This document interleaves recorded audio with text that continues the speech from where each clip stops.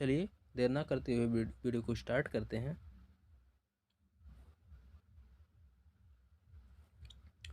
Hello दोस्तों, स्वागत है आप सभी का आपके अपने YouTube channel target botany classes में।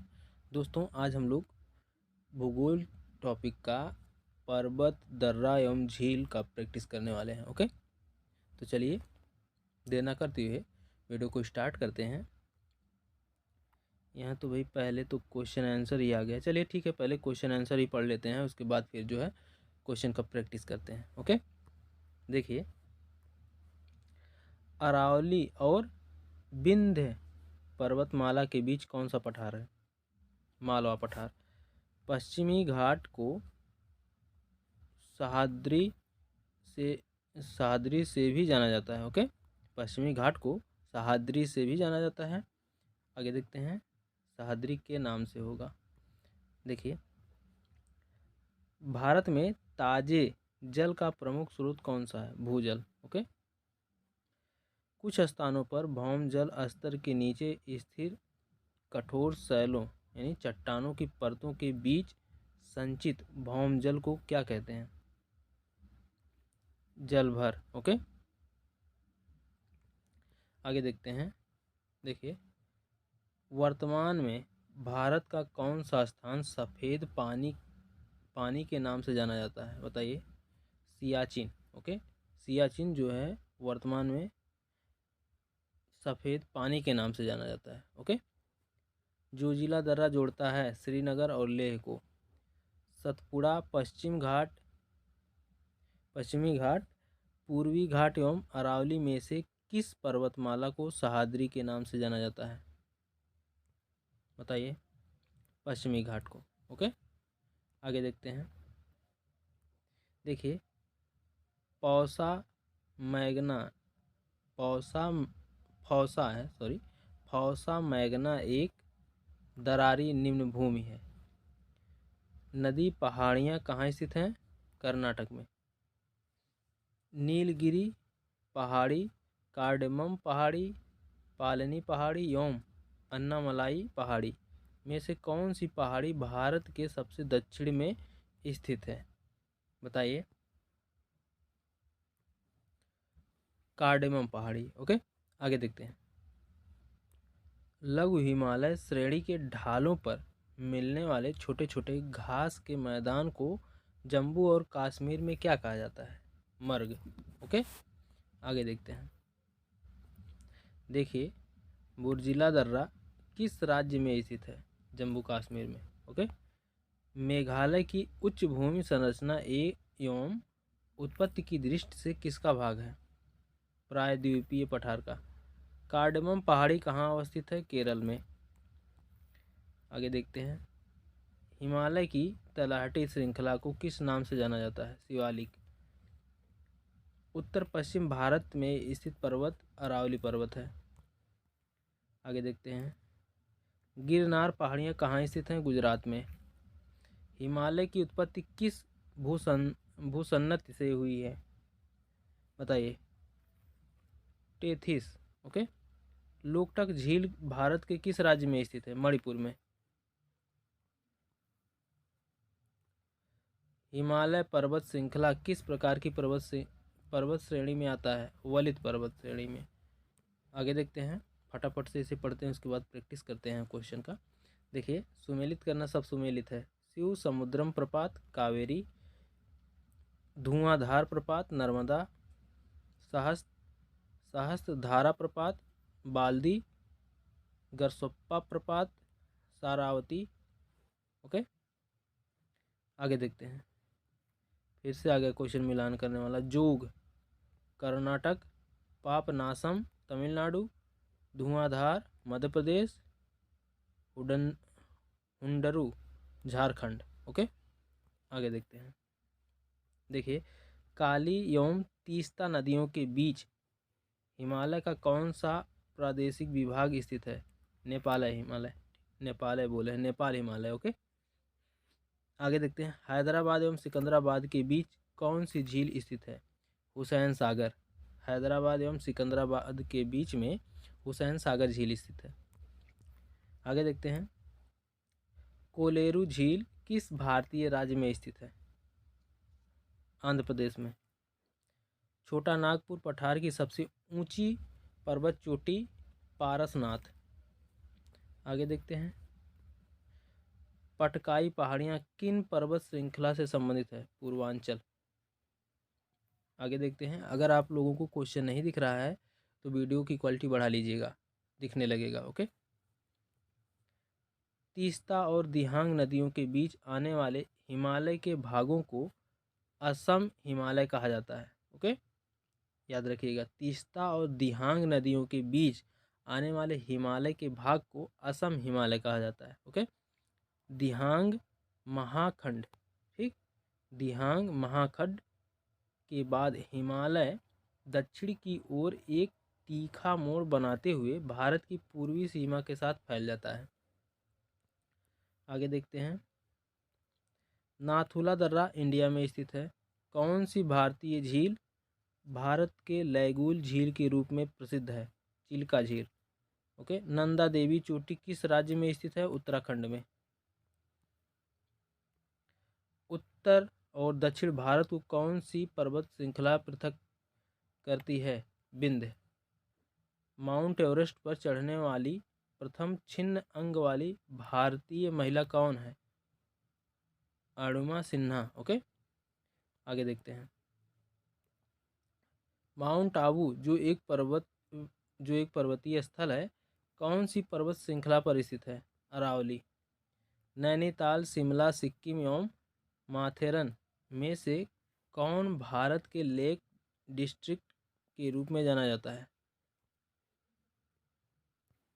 नैनीताल। आगे देखते हैं। देखिए, हिमालय की सबसे बाहरी पर्वत श्रेणी कौन सी है? शिवालिक पर्वत श्रेणी। ओके, आगे देखते हैं। एक मिनट, थोड़ा सा छोटा करते हैं। देखिए,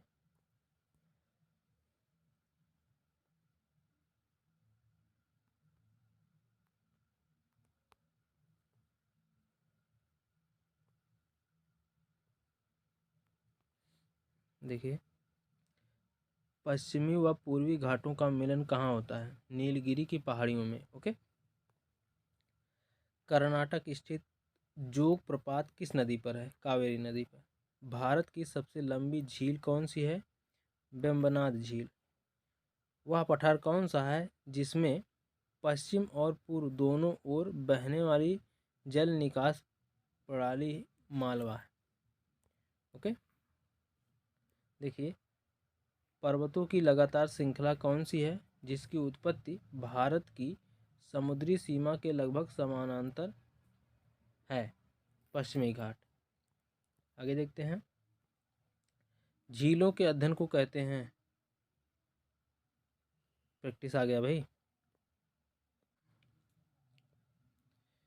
बताइए, झीलों के अध्ययन को क्या कहते हैं? बताइए। लिम्नोलॉजी, ऑप्शन नंबर ए सही है। ओके। लिम्नोलॉजी को सरोविज्ञान भी कहा जाता है। इसके अंतर्गत झीलों, तालाबों, नदियाँ और नम आर्द्र भूमियों का अध्ययन किया जाता है। ओके, आगे देखते हैं। निम्नलिखित में से विषम पद का पता लगाएं। लगाइए। ऑप्शन नंबर बी सही है, बालसोन। ओके। डेल्टा, चांप झील एवं विसर्पण का संबंध मैदानी भागों से है, जबकि बालसोन का संबंध मरुस्थलीय क्षेत्र से है। ओके, आगे देखते हैं अगला क्वेश्चन। देखिए, निम्नलिखित में से किस स्थल को यूनेस्को की विश्व विरासत के स्थलों की सूची में शामिल किया गया है? बताइए। Sundarban national park, option number D सही है। ओके, आगे देखते हैं अगला क्वेश्चन। देखिए, जोजिला दर्रा जोड़ता है श्रीनगर और लेह को, ऑप्शन नंबर फर्स्ट सही है। ठीक, आगे देखते हैं। कुल्लू घाटी किसके बीच स्थित है? कुल्लू घाटी, बताइए। धौलाधार और Pir Panjal. Okay, option number D सही है। कुल्लू घाटी को पृथ्वी पर देवताओं की घाटी की उपमा दी जाती है। ओके, कुल्लू घाटी को पृथ्वी पर देवताओं की घाटी की उपमा दी जाती है। यह धौलाधार और पीर पंजाल पर्वत श्रेणियों के मध्य स्थित है। कुल्लू घाटी हिमाचल प्रदेश के कुल्लू जिले में ब्यास नदी के सहारे विस्तृत है। ओके, आगे देखते हैं अगला क्वेश्चन। देखिए, कुल्लू घाटी इनकी पर्वतीय श्रेणियाँ पर्वतमालाओं के बीच स्थित है। किसके बीच स्थित बताइए भाई? धौलाधार और पीर पंजाल। ठीक, ऑप्शन नंबर सी सही है। आगे देखते हैं। देखिए, हिमाचल प्रदेश में स्थित दर्रा है। कौन सा दर्रा है भाई? सिपकीला दर्रा। ओके, ऑप्शन नंबर ए सही है। हिमाचल प्रदेश स्थित सिपकीला एक प्रमुख पर्वतीय दर्रा है जो भारत चीन सीमा के पास अवस्थित है, यानी स्थित है। भारत में सतलज नदी इसी दर्रे के सहारे प्रवेश करती है। ओके, आगे देखते हैं अगला क्वेश्चन। पाल घाट निम्नलिखित में से किन राज्यों को जोड़ता है? बताइए। पाल घाट केरल और तमिलनाडु को। ओके, आगे देखते हैं अगला क्वेश्चन।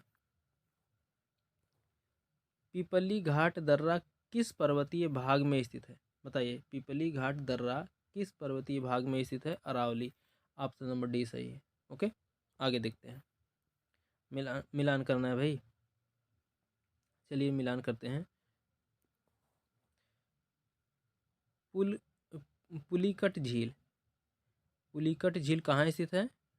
तमिलनाडु में। ओके, चिल्का झील। चिल्का झील कहाँ स्थित है? उड़ीसा में। ठीक, ओडिशा। बुलर झील कहाँ स्थित है? कश्मीर में। बुलर झील कश्मीर में। सांभर झील राजस्थान में। ओके, मैच हो गया। पुलिकट झील कहाँ स्थित है? तमिलनाडु में। चिल्का झील कहाँ स्थित है? उड़ीसा में। बुलर झील कहाँ स्थित है? कश्मीर में। सांभर झील कहाँ स्थित है? राजस्थान में। ओके, आगे देखते हैं। जब ऑप्शन हम लोग जान लिए तो ऑप्शन लगाने में कौन सी देरी। ठीक, चलिए इसको लगाना चाहते हैं आप लोग, तो इसका ऑप्शन नंबर फर्स्ट सही है। ओके, आगे देखते हैं।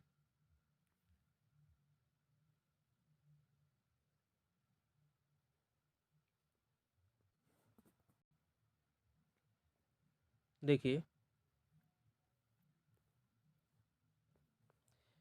किस हिमालयी चोटी को सागर माथा भी कहते हैं?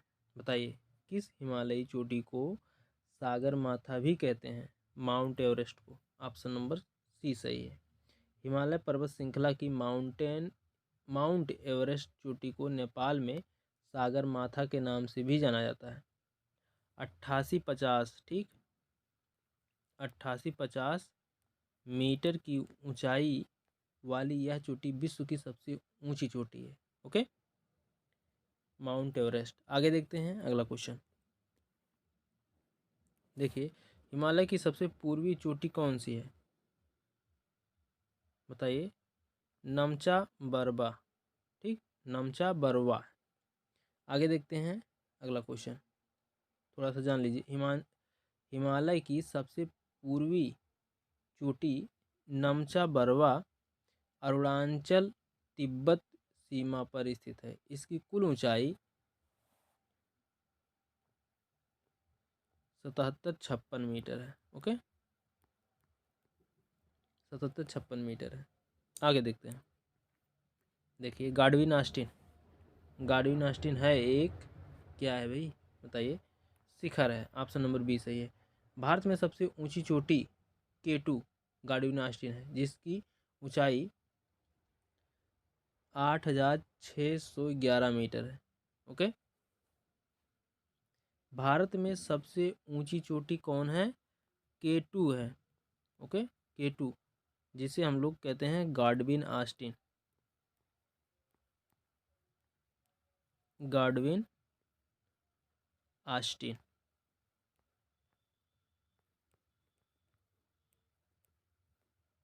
गाडविन ऑस्टिन। ओके, यह जम्मू कश्मीर के काराकोरम श्रेणी में अवस्थित है। यह माउंट एवरेस्ट के बाद विश्व की दूसरी सबसे ऊंची चोटी भी है। ओके, गाडविन ऑस्टिन और सबसे ऊंची चोटी माउंट एवरेस्ट, दूसरे नंबर पर गाडविन ऑस्टिन। ओके, आगे देखते हैं।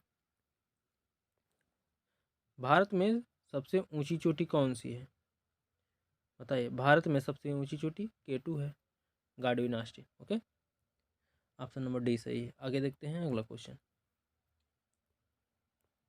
कौन सा पर्वत हिमालयी श्रृंखला का अंग नहीं है? बताइए। अरावली, ऑप्शन नंबर ए सही है। ओके, आगे देखते हैं। देखिए, निम्नलिखित में से सबसे पुरानी पर्वत श्रृंखला कौन सी है? अरावली। ओके, आगे देखते हैं। निम्नलिखित में कौन सा एक मोड़दार पर्वत का एक उदाहरण नहीं है? बताइए। अरावली। अरावली पर्वत एक अपशिष्ट पर्वत का उदाहरण है। ठीक, अरावली पर्वत एक अपशिष्ट पदार्थ का उदाहरण है, जबकि रॉकी, हिमालय और एंडीज पर्वत श्रृंखलाएं मोड़दार पर्वत का उदाहरण है। ओके, रॉकी, एंडीज और हिमालय ये जो है मोड़दार पर्वत के उदाहरण है, और अरावली पर्वत जो है वह अपशिष्ट अवशिष्ट है, सॉरी, अवशिष्ट पर्वत का उदाहरण है। आगे देखते हैं अगला क्वेश्चन। देखिए, निम्न हिमालय और डॉट डॉट के बीच में स्थित लंबवत घाटी को दून के नाम से जाना जाता है। बताइए किसको जाना जाता है भाई? शिवालिक। ठीक, हिमालय और शिवालिक के बीच में स्थित लंबवत घाटी को दून के नाम से जाना जाता है। आगे देखते हैं अगला क्वेश्चन। थोड़ा सा जान लीजिए इसके बारे में। लघु हिमालय और शिवालिक हिमालय के बीच में, लघु हिमालय और शिवालिक के बीच में स्थित लंबवत घाटी को दून या द्वार के नाम से जाना जाता है, जैसे देहरादून और हरिद्वार आदि। ओके, आगे देखते हैं। देखिए, बृहत्तर ग्रेटर यानी बड़ा हिमालय का दूसरा नाम क्या है? बृहत्तर हिमालय का दूसरा नाम क्या है? बताइए। हिमाद्री, ऑप्शन नंबर फर्स्ट सही है। ओके, आगे देखते हैं अगला क्वेश्चन। सतलज तथा काली नदियों के बीच स्थित हिमालय के भाग को डॉट डॉट के नाम से जाना जाता है। बताइए। कुमाऊं हिमालय। ठीक, सतलज तथा काली नदियों के बीच स्थित हिमालय के भाग को कुमाऊं हिमालय के नाम से भी जाना जाता है। आगे देखते हैं अगला क्वेश्चन। सतलज तथा काली नदियों के बीच स्थित हिमालय के भाग को कुमाऊं हिमालय के नाम से भी जाना जाता है। यह उत्तराखंड क्षेत्र में विस्तृत है। नंदा देवी, बद्रीनाथ, केदारनाथ, त्रिशूल आदि इन क्षेत्रों के प्रमुख शिखर हैं। आगे देखते हैं। देखिए, नागतीबा और महाभारत पर्वतमालाएं किसमें शामिल हैं? बताइए। निम्न हिमालय, ऑप्शन नंबर सी सही है। ओके, आगे देखते हैं अगला क्वेश्चन।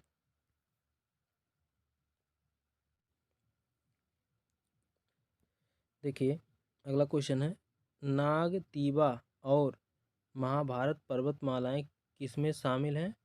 निम्न हिमालय में। ये तो आप लोग पढ़ चुके हैं। ठीक, देखिए कुछ क्वेश्चन छूट गए हैं, अभी उसे लास्ट में करा दे रहे हैं। ठीक है, देखिए, भारत में सबसे ऊंचा जलप्रपात कौन सा है? बताइए, भारत में सबसे ऊंचा जलप्रपात कौन सा है?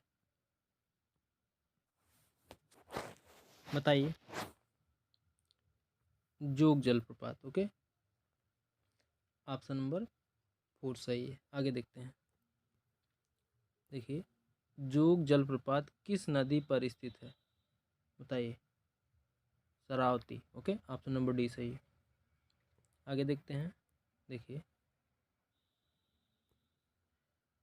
सबसे ऊंचा भारतीय जलप्रपात है, कौन सा है भाई, बताइए। गरसोप्पा। ओके, आगे देखते हैं अगला क्वेश्चन। अगला टॉपिक आ गया भाई, क्वेश्चन नहीं। उसमें देखिए अभी अभी कुछ क्वेश्चन छूटे हैं, उसे अभी लास्ट में करा दे रहे हैं। ओके, देखिए टॉपिक आ गया मिट्टी। चलिए मिट्टी से जो है क्वेश्चन करते हैं। देखिए पहला क्वेश्चन है, ऊंचे क्षेत्रों में लैटेराइट मृदा की रचना होती है, कैसी होती है भाई। ऊंचे क्षेत्रों में लैटेराइट मृदा की रचना होती है, अम्लीय। ओके, आगे देखते हैं अगला क्वेश्चन। निम्नलिखित में से किस राज्य में लैटेराइट मिट्टी पाई जाती है, बताइए। किस राज्य में लैटेराइट मिट्टी पाई जाती है। देखिए सॉरी, लैटेराइट मिट्टी जो है केरल और महाराष्ट्र दोनों में पाई जाती है, ठीक। इसलिए ऑप्शन जो है ए एंड डी दोनों सही है। ओके, आगे देखते हैं अगला क्वेश्चन। देखिए लैटेराइट मिट्टी कहाँ पाई जाती है, बताइए। लैटेराइट मिट्टी कहाँ पाई जाती है। आर्द्र तथा शुष्क जलवायु वाले उष्ण कटिबंधीय क्षेत्रों में, ऑप्शन नंबर डी सही है। आगे देखते हैं अगला क्वेश्चन। देखिए पर्वतीय स्लोपों, ठीक, पर मृदा अपरदन को किस प्रकार नियंत्रित किया जा सकता है, बताइए। क्वेश्चन नंबर 4 है, कौन सा ऑप्शन सही है बताइए। समोच्च रेखीय जुताई। ओके, ऑप्शन नंबर डी सही है। आगे देखते हैं, थोड़ा सा इसके बारे में जान लेते हैं। पर्वतीय ढलानों पर मृदा अपरदन की ढाल को काट कर सीढ़ी नुमा खेत बनाकर और समोच्च रेखीय जुताई करके, ठीक, जुताई करके नियंत्रित किया जा सकता है। सोपान कृषि के द्वारा भी ऐसा किया जा सकता है, परंतु समोच्च रेखीय विधि सर्वाधिक उपयुक्त है। ओके,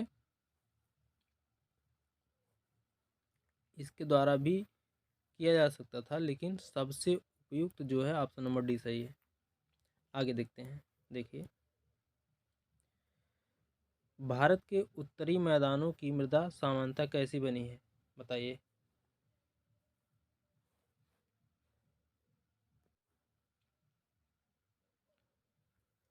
तलोचन द्वारा। ओके,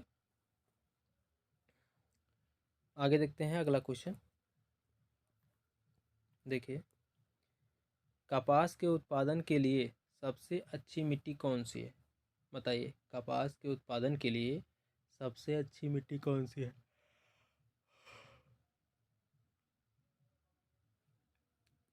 काली लावा मिट्टी। ओके, ऑप्शन नंबर ए सही है। कपास के उत्पादन के लिए सबसे अच्छी काली मिट्टी है। इसे काली कपास की इसे काली कपास की मिट्टी कहा जाता है। इसमें उच्च जलधारण क्षमता और वायु संचारण अधिक होता है। ओके, आगे देखते हैं अगला क्वेश्चन। देखिए निम्नलिखित में से वह फसल कौन सी है जो जलोढ़ मिट्टी में उगती है और जिसके लिए प्रचुर मात्रा में पानी की आवश्यकता होती है, बताइए। ऑप्शन नंबर सी सही है, चावल। आगे देखते हैं अगला क्वेश्चन। लूनी और क्षारीय मृदा का भारत में एक और नाम है, बताइए। लूनी और क्षारीय मृदा का भारत में एक और नाम है, वह नाम क्या है भाई, बताओ। ऑप्शन नंबर सी सही है, कल्लर। ओके, लूनी और क्षारीय मिट्टियाँ राजस्थान, उत्तर प्रदेश, बिहार, हरियाणा, पंजाब, महाराष्ट्र राज्यों के शुष्क क्षेत्रों में पाई जाती हैं। इन अनुपजाऊ क्षेत्रों को रेह, कल्लर, ऊसर, सकर, धुर, कर्ल एवं चोपन आदि नामों से जाना जाता है। ओके, आगे देखते हैं अगला क्वेश्चन। देखिए, व्यर्थ भूमि के अंतर्गत अधिकतम क्षेत्र वाला राज्य है राजस्थान। ओके, आगे देखते हैं अगला क्वेश्चन। पेट्रोलॉजी किसका अध्ययन है? पेट्रोलॉजी किसका अध्ययन है भाई, बताओ। चट्टान का अध्ययन, ठीक। ऑप्शन नंबर सी सही। पेट्रोलॉजी यानी शैलिक जियोलॉजी की एक शाखा है। इसके अंतर्गत चट्टानों की उत्पत्ति, संगठन, वितरण, संरचना का अध्ययन किया जाता है। ओके, पेट्रोलॉजी मतलब चट्टान का अध्ययन। आगे देखते हैं अगला क्वेश्चन। देखिए, मृदा की लवणता मापी जाती है, किसमें मापी जाती है भाई? चालकता मापी से, ठीक। ऑप्शन नंबर फर्स्ट सही। मृदा में लवणता की मात्रा का पता लगाने के लिए चालकता मापी का प्रयोग किया जाता है।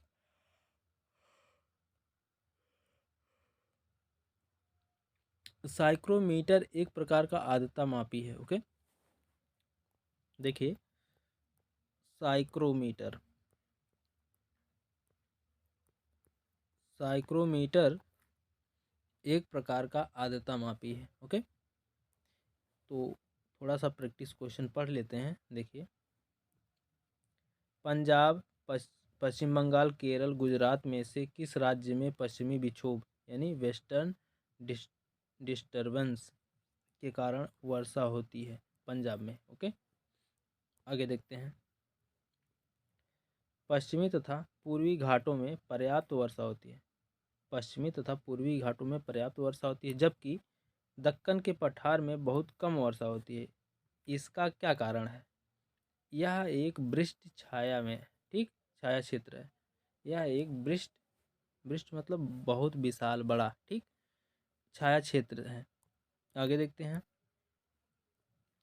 भारत के पूर्वी और पश्चिमी तटों में पाई जाने वाली मिट्टी लेटराइट मिट्टी, ओके, काली मिट्टी और किस नाम से जानी जाती है? रेगुर मिट्टी, ठीक। काली मिट्टी का दूसरा नाम है रेगुर मिट्टी। आगे देखते हैं। भारत में लाल मिट्टी सामान्यतः कौन से क्षेत्र में पाई जाती है? दक्षिणी पठार के पूर्वी और दक्षिणी भाग में, ठीक। दोआब का क्या मतलब होता है? दोआब का मतलब दो नदियों के बीच की भूमि। ओके, दो नदियों के बीच की भूमि दोआब कहलाता है। आगे देखते हैं। देखिए, जलवायु, ठीक। अब जलवायु से हम लोग प्रैक्टिस करेंगे। चलिए करते हैं।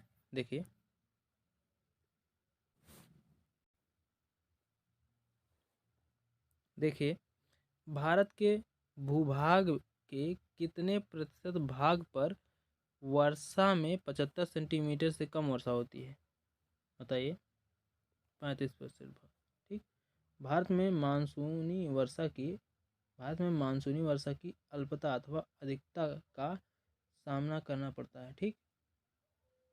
जब तेज मानसूनी वर्षा होती है तो निचले क्षेत्रों में जल भराव हो जाता है तथा ऊंचे भागों में मृदा अपरदन हो जाता है, ठीक। मानसून की अनिश्चितता एक अन्य पहलू है। हमें औसतन 5 वर्षों में एक बार सूखे का सामना करना पड़ता है। देश के 35% भाग पर 75 सेंटीमीटर से कम वर्षा होती है। ओके, आगे देखते हैं अगला क्वेश्चन। देखिए, भारत का सबसे सूखा भाग है, बताइए।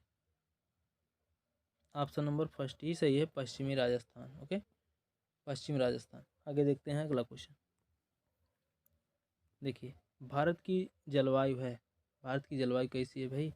मानसूनी है। ऑप्शन नंबर बी सही है। ओके, भारत की जलवायु मानसूनी है। यहाँ ऋतु परिवर्तन के साथ वायु की दिशा में भी परिवर्तन होता है। आगे देखते हैं अगला क्वेश्चन। भारत की जलवायु पर निम्नलिखित में से किसका प्रभाव नहीं पड़ता? बताइए। महासागरीय धाराओं का, ठीक।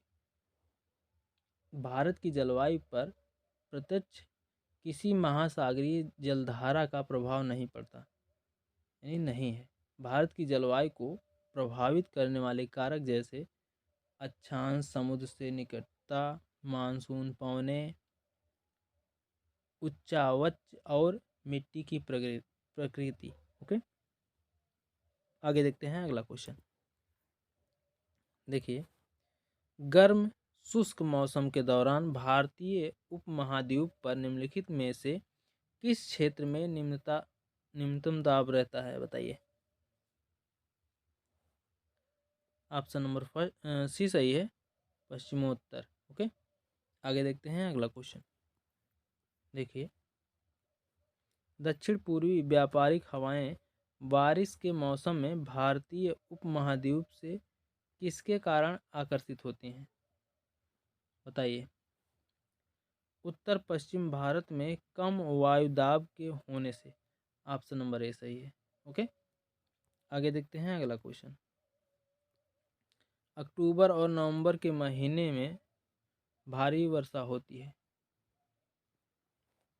क्यों होती है भाई, कहाँ होती है, कोरोमंडल तट पर होती है। ओके, ऑप्शन नंबर सी सही है।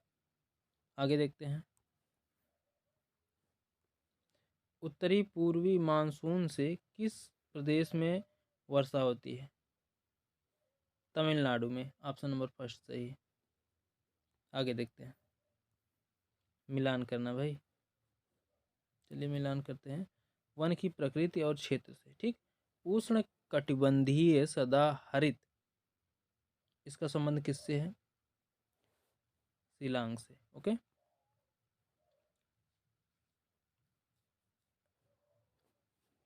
उष्ण कटिबंधीय सदाहरित शिलांग से संबंधित है। मानसून, मानसून शिवालिक से संबंधित है। और समशीतोष्ण, समशीतोष्ण नीलगिरी से संबंधित है। और मैनग्रोव जो है पश्चिम बंगाल से संबंधित है। ओके, ऑप्शन तो आपको मिल ही गया, पहले का दूसरा, दूसरे का पहला। देखते हैं कौन सा है। ऑप्शन नंबर सी सही, पहले का दूसरा, दूसरे का पहला। ओके, ऑप्शन नंबर सी सही। आगे देखते हैं,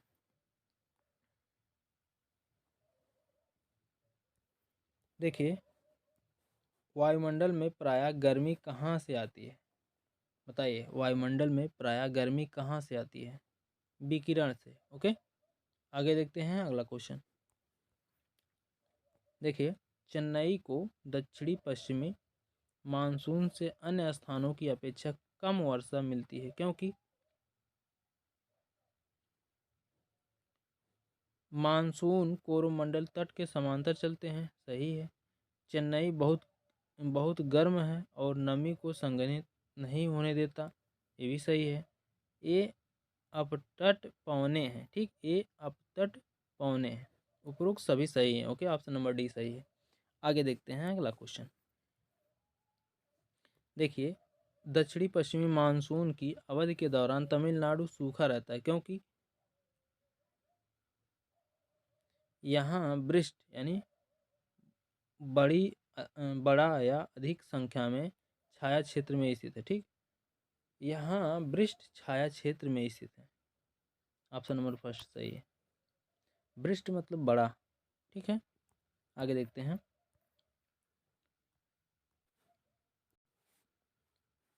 देखिए, गुवाहाटी से चंडीगढ़ तक मानसूनी वर्षा की प्रवृत्ति क्या होती है, बताइए। असमान प्रवृत्ति। ओके, ऑप्शन नंबर सी सही है। आगे देखते हैं, निम्नलिखित में से कौन सा भारत का सबसे अधिक आर्द्र स्थान है, बताइए। मासिन राम यानी Mawsynram. Okay, option number D सही। आगे देखते हैं, वर्षा में 50 सेंटीमीटर से कम वर्षा वाला क्षेत्र है,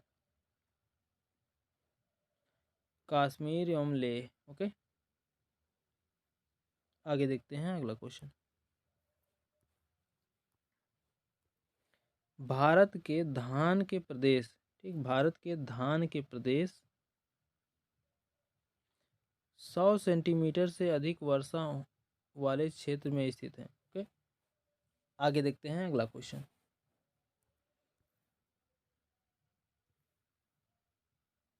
जलवायु दोबारा आ गया क्या भाई? चलिए कोई बात नहीं, रिपीट हो गया है, स्किप कर दीजिए। देखते हैं इसे, थोड़ा सा जूम करते हैं। देखिए प्रैक्टिस क्वेश्चन पढ़ते हैं। भारत में गर्म मौसम की अवधि क्या है? मार्च से मई। ओके। भारत में ठंड के मौसम यानी सर्दी की अवधि है दिसंबर से फरवरी। भारत की जलवायु को मुख्य तौर पर किस प्रकार का कहा गया है? मानसून। आगे देखते हैं। भारत में मानसून के लौटने पर मौसम पतझड़ की अवधि क्या है? अक्टूबर से नवंबर। ओके। आगे देखते हैं।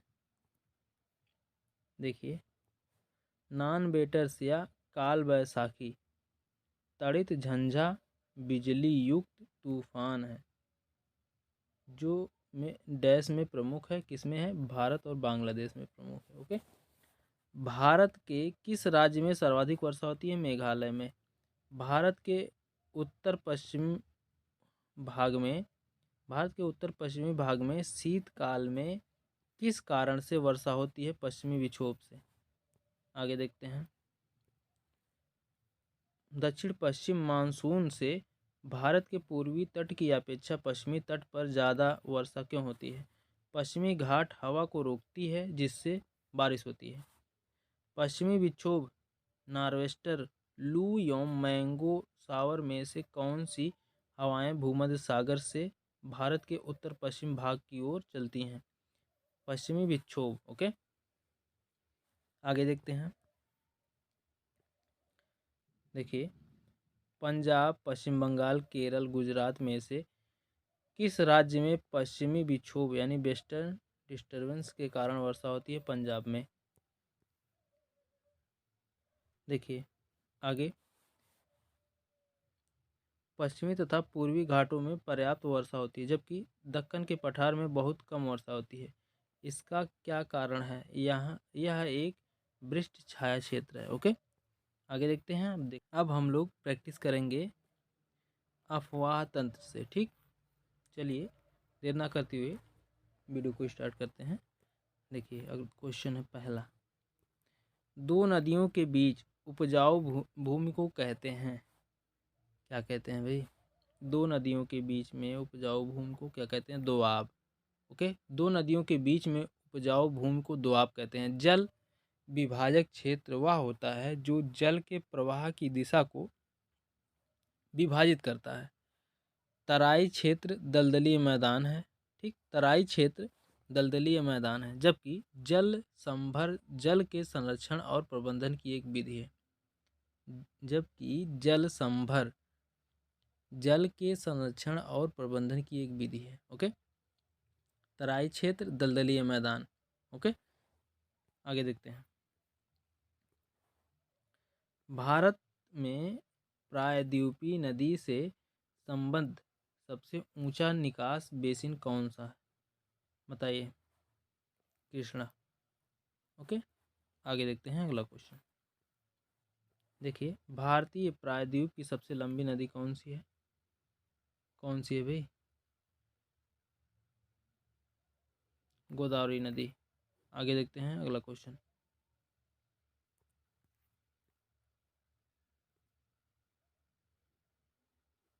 देखिए, भारत की किस नदी को वृद्ध गंगा कहा जाता है? बताइए। किस नदी को?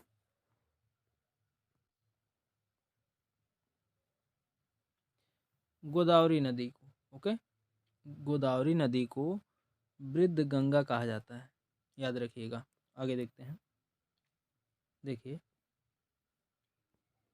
निम्नलिखित में से किस नदी को दक्षिण गंगा कहा जाता है? बताइए। गोदावरी नदी को। गोदावरी नदी को वृद्ध गंगा, गोदावरी नदी को दक्षिण गंगा आदि कहा जाता है। ओके, याद रखिएगा। आगे देखते हैं। देखिए, नासिक किस नदी के किनारे स्थित है? बताइए, नासिक किस नदी के किनारे स्थित है? गोदावरी नदी के किनारे। आगे देखते हैं अगला क्वेश्चन। निम्न में से किस नदी का स्रोत भारत से बाहर है? बताइए। ब्रह्मपुत्र। ठीक,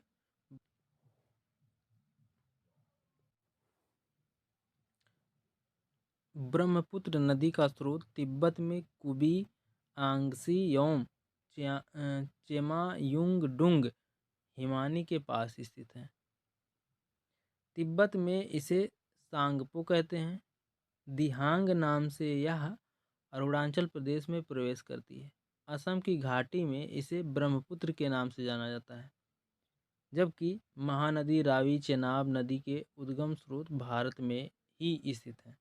ओके, आगे देखते हैं अगला क्वेश्चन। देखिए, तिब्बत में सांगपो कहलाने वाली नदी कौन सी है? बताइए। ब्रह्मपुत्र नदी। आगे देखते हैं। सिंधु नदी का उद्गम होता है, बताइए कौन होता है? कैलाश पर्वतमाला से। ठीक, सिंधु नदी का उद्गम होता है कैलाश पर्वतमाला से। आगे देखते हैं। देखिए, निम्न में कौन सी नदी हिमालय से परे की नदी है? बताइए। सतलज नदी। ओके, सतलज नदी हिमालय पार से उद्गमित होने वाली प्रमुख नदियों में से एक है। सिंधु एवं ब्रह्मपुत्र नदी भी हिमालय पार क्षेत्र से उद्गमित होती हैं। ओके, आगे देखते हैं। देखिए, निम्नलिखित में से कौन सी नदी भारतीय भू क्षेत्र से नहीं निकलती? बताइए। सिंधु, सतलज एवं ब्रह्मपुत्र तीनों नदियों का उद्गम क्षेत्र हिमालय पार क्षेत्र में है। सिंधु नदी मानसरोवर झील के पास से निकलती है और सतलज नदी तिब्बत तिब्बत में राक सताल से तथा ब्रह्मपुत्र नदी आंगसी ग्लेशियर से निकलती है, जबकि गंगा और महानदी भारतीय भू क्षेत्र से ही निकलती हैं। ओके, तो इसे स्टार बना दीजिए। आगे देखते हैं अगला क्वेश्चन। निम्नलिखित में से कौन सी नदी हिमालय के पार से निकलती है? बताइए। सिंधु नदी। सिंधु नदी हिमालय के पार से निकलती है। आगे देखते हैं। भारत में कौन सी नदी खुला नाला कहा जाता है? भारत में कौन सी नदी खुला नाला कहा जाता है? बताइए। क्वेश्चन नंबर 13 है। यमुना नदी को। ठीक, यमुना नदी को खुला नाला कहा जाता है। ऐसा इसके अत्यधिक प्रदूषित होने के कारण होता है। ठीक, ऐसा इसके अत्यधिक प्रदूषित होने के कारण कहा जाता है। ओके, आगे देखते हैं अगला क्वेश्चन। भारत में कौन सी नदी विभ्रंश घाटी में बहती है? बताइए, कौन सा ऑप्शन सही है? भारत की नर्मदा, ताप्ती व दामोदर नदियां अपभ्रंश घाटी में प्रवाहित होती हैं। ओके,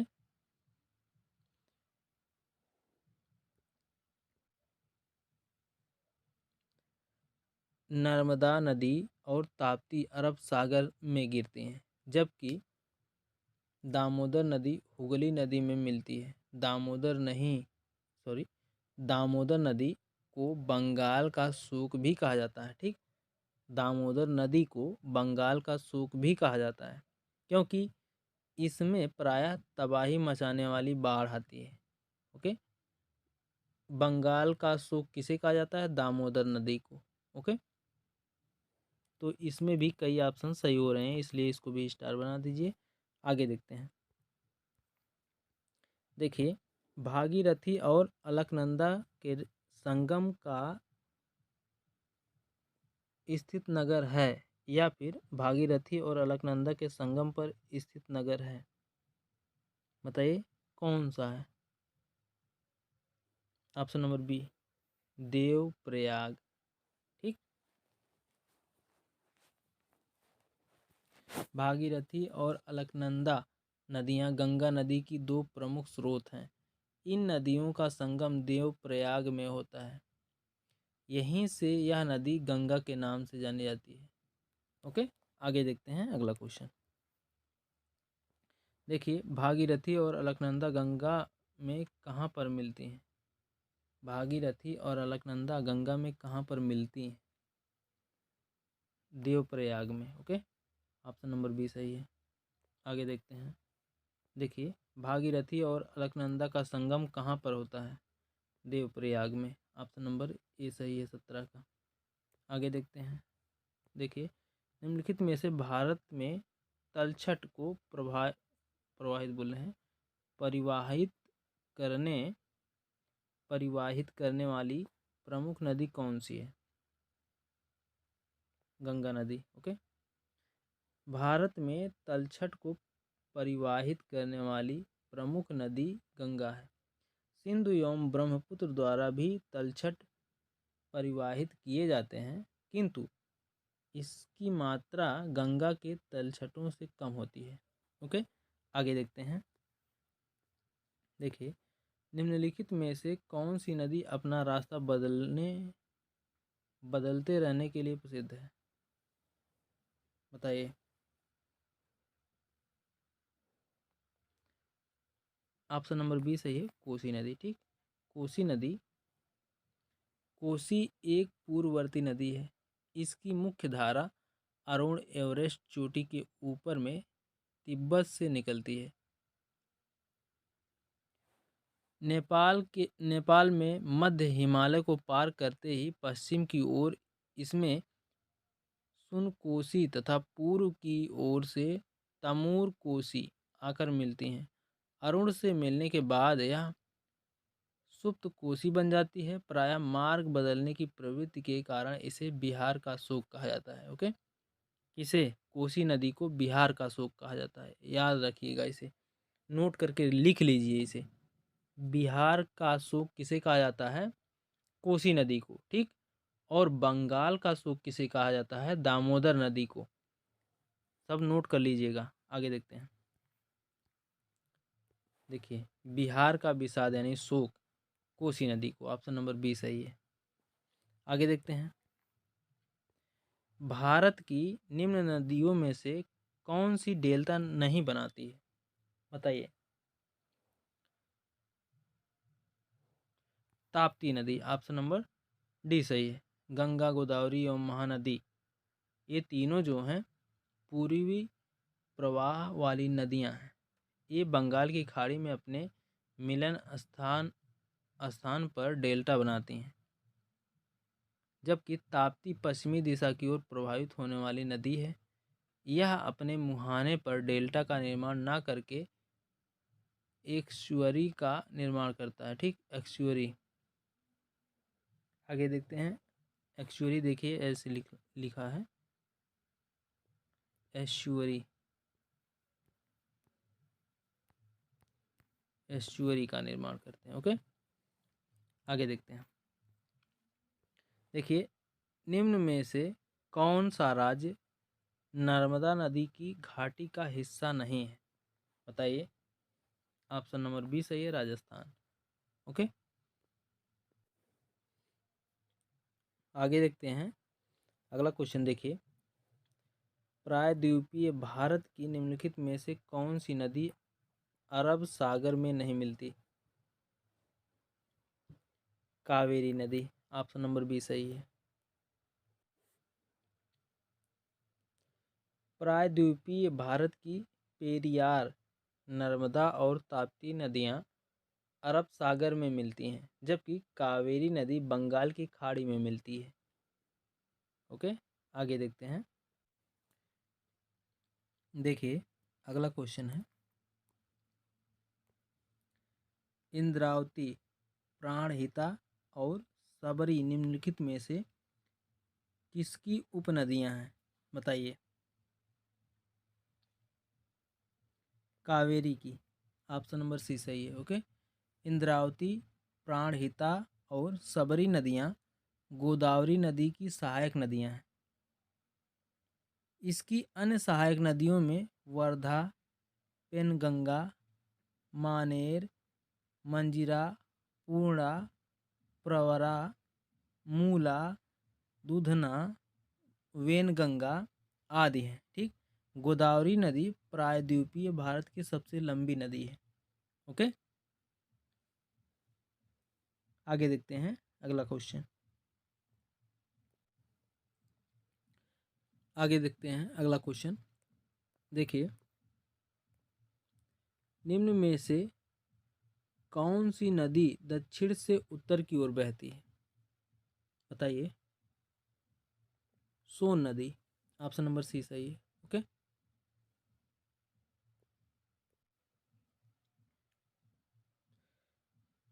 उपयुक्त नदियों में से सोन नदी दक्षिण से उत्तर की ओर प्रवाहित होती है। ठीक उपयुक्त नदियों में से सोन नदी उत्तर से दक्षिण की ओर प्रवाहित होती हुई पटना से निकट गंगा नदी से मिल जाती है। ओके, आगे देखते हैं अगला क्वेश्चन।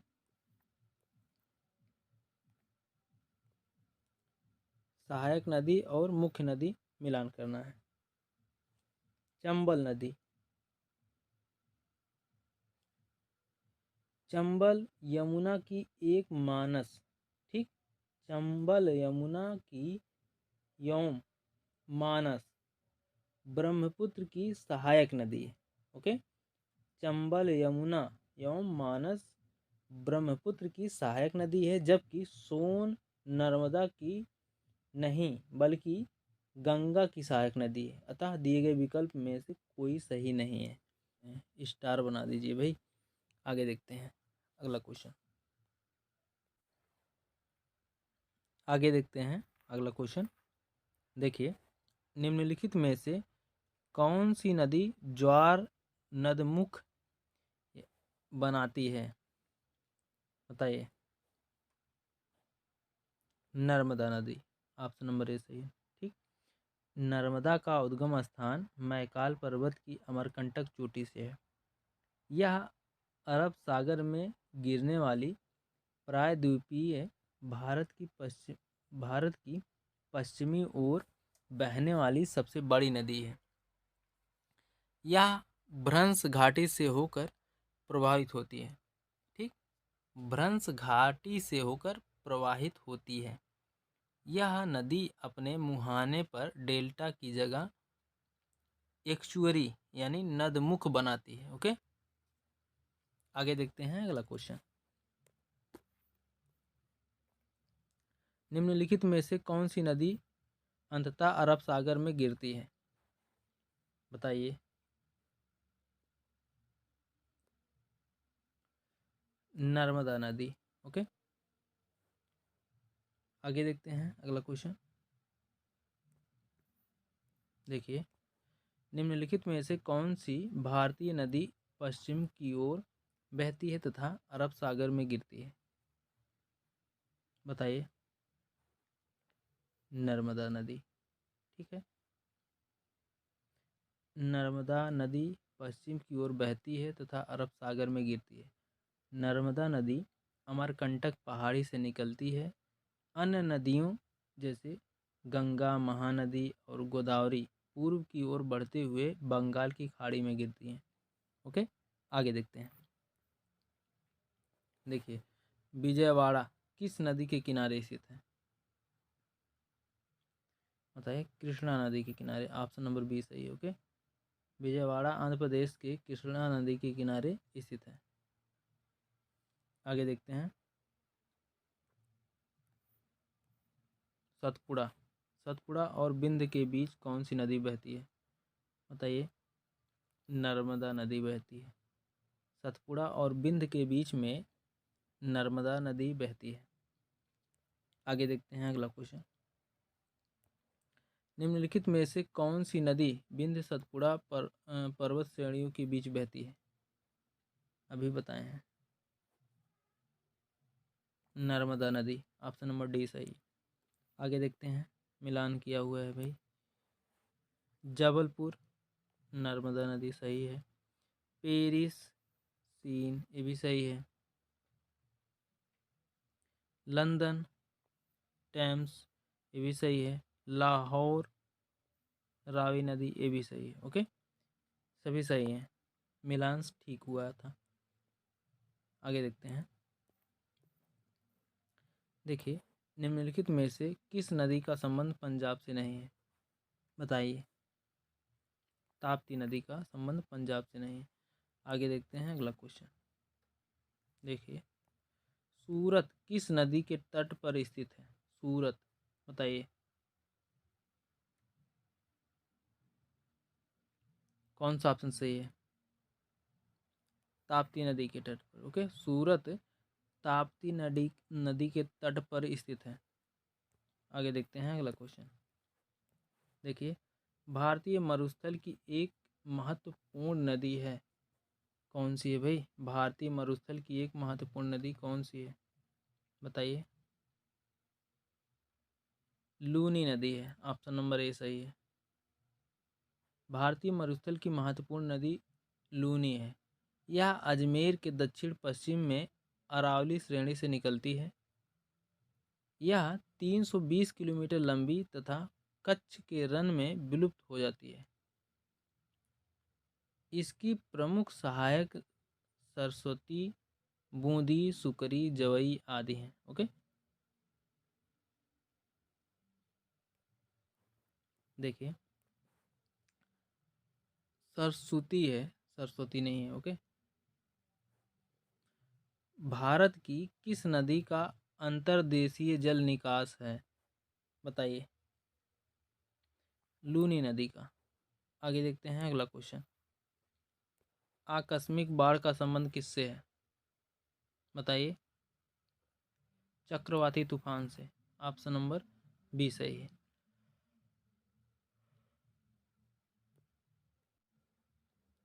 आगे देखते हैं अगला क्वेश्चन। देखिए, भारत का कृत्रिम बंदरगाह कौन सा है? भारत का कृत्रिम बंदरगाह कौन सा है? Chennai, Madras. Okay, option number C सही है। आगे देखते हैं। देखिए, माजुली संसार का सबसे बड़ा नदी द्वीप किस राज्य में स्थित है? बताइए।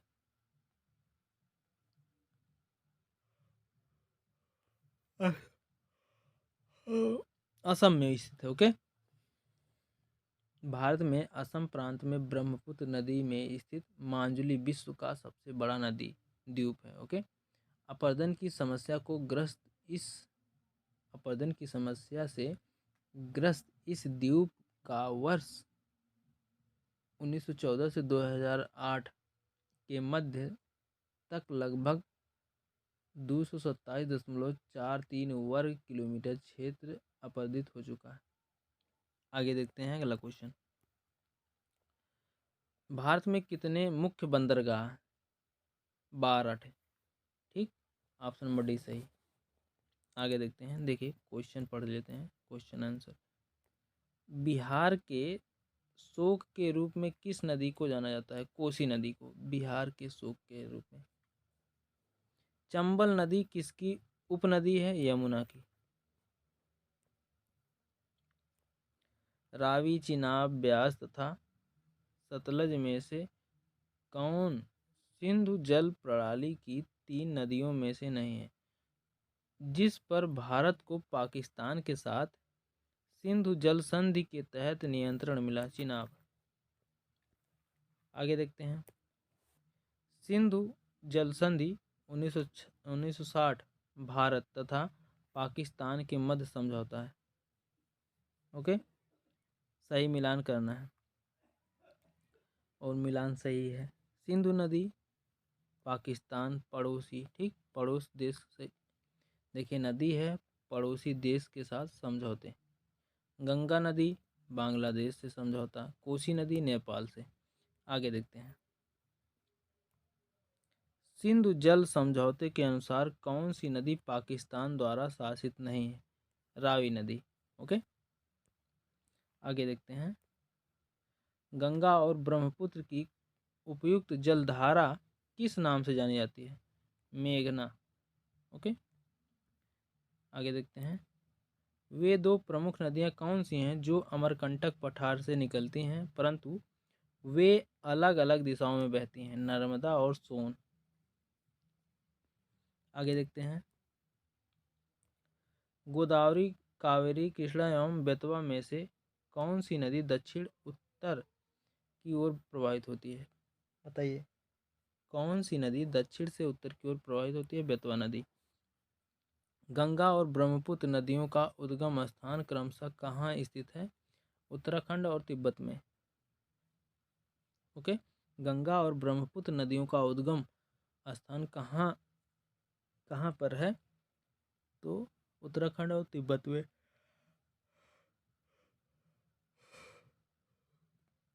आगे देखते हैं, देखिए, तवा नदी किसकी सहायक नदी है? नर्मदा की। सिंधु जल समझौते के अंतर्गत भारत की रावी, सतलज, झेलम एवं ब्यास में से किस नदी पर अपशिष्ट बोले विशिष्ट अधिकार नहीं दिया गया है? झेलम नदी पर। ओके, आगे देखते हैं अगला क्वेश्चन। हिमालय पार की नदियां हैं ब्रह्मपुत्र, सिंधु एवं सतलज। आगे देखते हैं, देखिए, गोदावरी, नर्मदा, तवा तथा सोन में से कौन सी नदी अमरकंटक के पठार या उसके आसपास से नहीं निकलती है? गोदावरी। इंदौर के समीप स्थित जनापाव पहाड़ी किस नदी का स्रोत है? चंबल नदी का। ओके, उज्जैन किस नदी के किनारे स्थित है? शिप्रा। उज्जैन जो है शिप्रा नदी के किनारे स्थित है। आगे देखते हैं, प्रायद्वीपीय भारत की नर्मदा, कावेरी, कृष्णा तथा गोदावरी नदियों में से कौन शेष तीन से विशिष्ट रूप से भिन्न है? नर्मदा। आगे देखते हैं, भारत के उत्तरी मैदान तीन प्रमुख नदी प्रणालियों से बने हैं जो सिंधु, गंगा और ब्रह्मपुत्र हैं। ओके, कोसी, झेलम, चेनाब तथा रावी में से किस नदी का उद्गम नेपाल में है और वह गंगा नदी में आकर मिलती है? कोसी नदी। ठीक, आगे देखते हैं, सतलज, घाघरा, बेतवा तथा तापी नदियों में से कौन सी नदी भारत से निकलकर पाकिस्तान में जाती है? सतलज। ओके, भारत में सबसे लंबी नदी का नाम क्या है? गंगा नदी। भारत में सबसे लंबी नदी का नाम गंगा नदी। आगे देखते हैं, देखिए, कौन सी नदी पंजाब राज्य में से होकर गुजरती है? होकर नहीं गुजरती है, गंगा नदी। ओके, आगे देखते हैं, भारत के दक्षिण प्रायद्वीप में कौन सी नदी देश के दूसरे सबसे बड़े नदी क्षेत्र का निर्माण करती है? गोदावरी। कहाँ पर भागीरथी और अलकनंदा नदी के मिलने से गंगा बनती है? देवप्रयाग में। ओके, देखिए, दक्षिण गंगोत्री क्या है? अंटार्कटिका में स्थित स्वचालित स्टेशन। ठीक, प्रायद्वीपीय भारत की सबसे लंबी नदी कौन सी है? गोदावरी। गंगा नदी और सिंधु नदी तंत्र के बीच कौन सा क्षेत्र है जो जल क्षेत्र को पृथक करता है? अंबाला। आगे देखते हैं, पंजाब में बड़ी संख्या में आपलावन नहर हैं। ठीक, पंजाब में बड़ी संख्या में आपलावन नहर है, इसमें जल कहाँ से आता है? सतलुज नदी से। ठीक, सियाचिन ग्लेशियर के पिघलने से बना पानी किस नदी का मुख्य स्रोत है? नुब्रा। ओके, किस नदी के बेसिन को भारत के उत्तरी 10 राज्यों द्वारा बांटा गया है? गंगा। किस नदी के बेसिन को भारत के उत्तरी 10 राज्यों को बांटा गया है? गंगा। ओके, गंगा, ब्रह्मपुत्र, गोदावरी तथा ताप्ती में से कौन सी नदी का मुहाना यानी डेल्टा नहीं है? ताप्ती नदी का। ओके, तो आइए जो छोटा हुआ क्वेश्चन है उसे हम लोग पढ़ लेते हैं। चलिए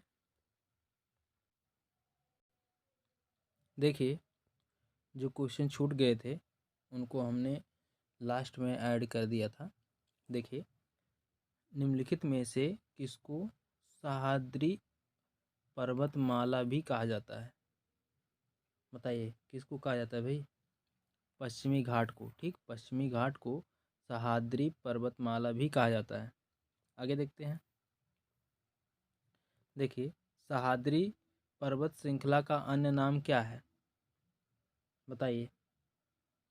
पश्चिमी घाट। ठीक है, देखिए क्वेश्चन को उलट पुलट कर पूछ सकता है, तो उसी प्रकार से हम भी जो है क्वेश्चन को ऐड किए हैं कि कैसे क्वेश्चन जो है एग्ज़ाम में उलट पुलट कर पूछ सकता है। ठीक है, देखिए निम्नलिखित में से कौन सा कथन सही है? बताइए। महादेव पहाड़ियाँ मैकाल पहाड़ी के पश्चिम में। ओके, सही है, ऑप्शन नंबर फर्स्ट ही सही है। आगे देखते हैं अगला क्वेश्चन। देखिए, भारत में सबसे ऊंचा पठार कौन सा है? बताइए। ऑप्शन नंबर सी सही है, लद्दाख पठार। ओके, भारत में सबसे ऊंचा पठार लद्दाख का पठार है। यह वस्तुतः तिब्बत पठार का एक भाग है। तिब्बत पठार के पश्चिमोत्तरी भाग में 5000 मीटर से अधिक ऊंचाई वाला चांगतंग इलाका है, जो भारत के लद्दाख क्षेत्र तक फैला हुआ है। ओके, आगे देखते हैं। प्राकृतिक मार्ग उपलब्ध कराने वाले पर्वत के किसी अंतराल यानी गैप को निम्नलिखित में से क्या कहा जाता है? बताइए।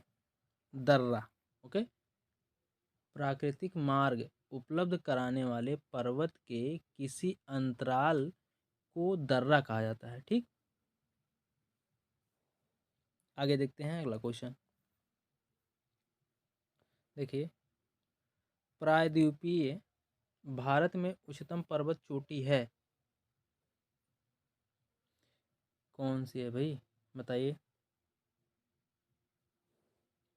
Anamudi. Okay, option number first सही है। आगे देखते हैं। अनाईमुड़ी शिखर यहाँ स्थित है, कहाँ स्थित है भाई? बताओ, बोल तो दिए, यहाँ यहाँ स्थित है, सह्याद्री में स्थित है। ओके, आगे देखते हैं। इसको आपको हम बता दें कि एसएससी ने इस प्रश्न का उत्तर विकल्प डी माना है, जो कि गलत है। ओके, एसएससी ने विकल्प डी को माना है, लेकिन ए ऑप्शन गलत है, ऑप्शन नंबर फर्स्ट सही है। ओके, आगे देखते हैं। निम्नलिखित में से सबसे ऊंचा शिखर कौन सा है? बताइए, सबसे ऊंचा शिखर कौन सा है? क्वेश्चन नंबर 29 है, नंगा पर्वत। ओके, नंगा पर्वत जो है 8126 मीटर, ठीक, ऊंचाई है 8126 मीटर। और नंदा देवी जो है 7817, ठीक, नंदा देवी। और कामेत कामेत जो है 7756। ओके, और कुनलुन कुनलुन जो है 7167 मीटर। ओके, तो इस क्वेश्चन के अकॉर्डिंग ऑप्शन नंबर सी सही है। आगे देखते हैं। देखिए, कौन सी पर्वत श्रेणी भारत में स्थित है? बताइए। Pir Panjal, option number D सही है, पीर पंजाल। ओके, उपयुक्त पर्वत श्रेणियों में से पीर पंजाल पर्वत श्रेणी भारत में स्थित है। Arakan Yoma Myanmar, Salt Range Pakistan और सुलेमान श्रेणी भी पाकिस्तान में है। ठीक, अकारान, Yoma Myanmar, Salt Range Pakistan और सुलेमान श्रेणी भी पाकिस्तान में है। ओके, आगे देखते हैं। किस पर्वतीय स्थल को सतपुड़ा की रानी कहते हैं? इम्पोर्टेंट है, बताइए कौन सा ऑप्शन सही है? ऑप्शन नंबर बी सही है, नीलगिरी। ओके,